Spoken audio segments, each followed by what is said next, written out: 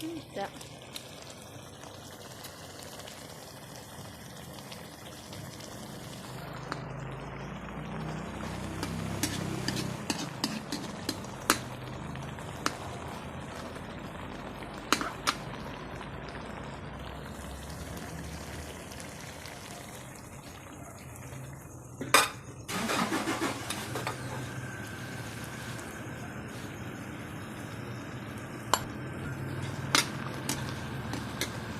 ใส่ได้เลย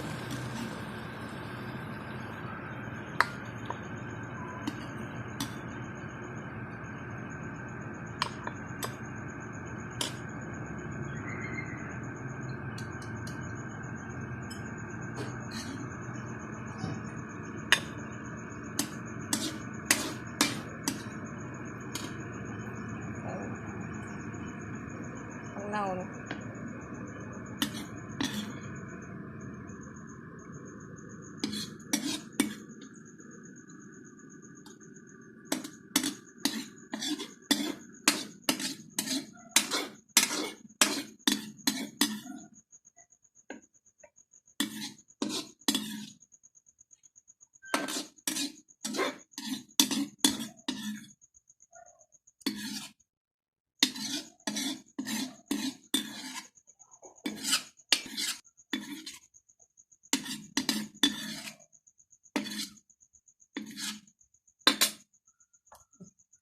อุ่น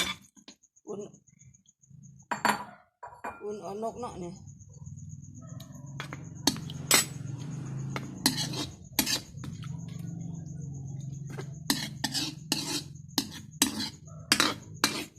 เอานกตัวเนาะไปแก่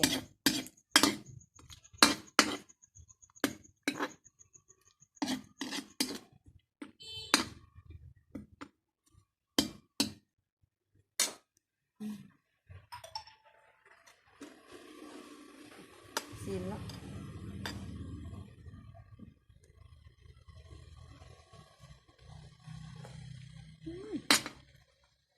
เอาเน่ากับพระเจ้า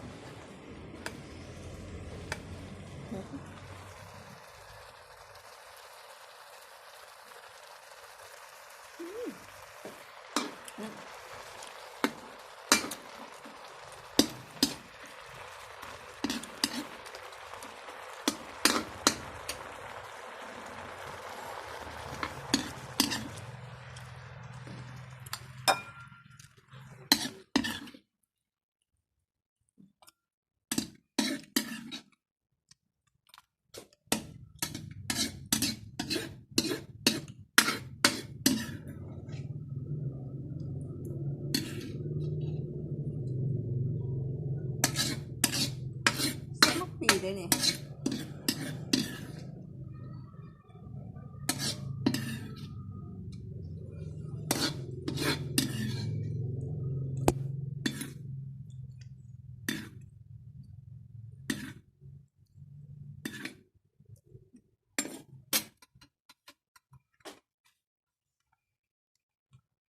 จะมีหมกไข่กินเดเนาะนี่หมกไข่ซื้อหมกไข่หมกละ10,000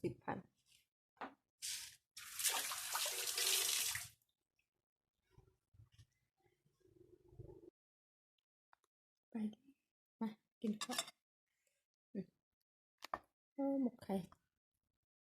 แต่สิ้นนู่นออกปลานั่นออกนกเจียวอันนั้นมันปลาสะเปาเครียดได้อ่ะ